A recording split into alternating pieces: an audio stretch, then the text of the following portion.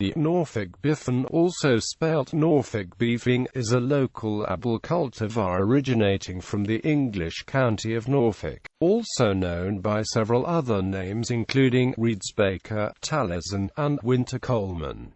Beefing is thought to be a corruption of Biffin. Description: Norfolk Biffins, or beefings, are round, slightly flat apples about 3 inches across and 2.5 inches high. The skin is yellow-green, but with brown, purple and dark red streaks. Inside, the flesh has a green tint, is crisp, and is said to have a hint of the flavor of cinnamon. The apples store well, getting sweeter with keeping, and are good for cooking and drying. By March of the year after harvesting, they are sweet enough to use as dessert apples. With keeping, they turn a deeper brown or maroon color, with harder, more solid flesh. These apples were popular with Norwich bakers and were sent to London fruiterers as a delicacy.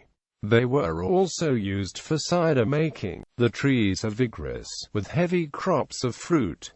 Some thinning is necessary in good years. Biffins. Biffins are a special kind of dried Norfolk Biffin, flat in appearance and soft to the touch, prepared in large quantities in Norfolk, England. Biffins are a form of baked apple, long cooked in a very slow oven, which used to be sold by Norwich bakers. Children used to be given them as a treat, as they might receive ice cream or crisps nowadays, or they could be taken home to eat with cream. These were slowly cooked whole, then cored, then rubbed with sugar. To eat, you would peel off the tough skin, and garnish with more sugar and cream.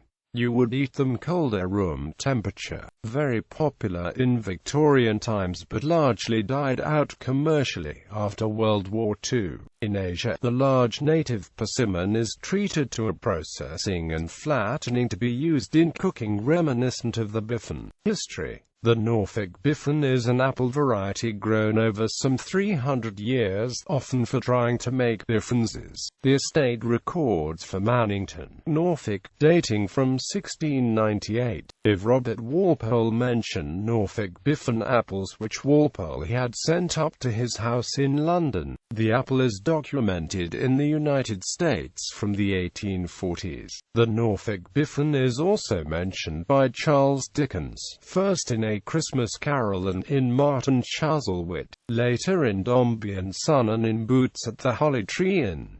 The first of these says, Norfolk Biffins, squab and swarthy, setting off the yellow of oranges and lemons, and in the great compactness of the juicy persons, urgently entreating and beseeching to be carried home in paper bags and eaten after dinner. The last of these has, Cobbs, do you think you could bring a Biffin, please?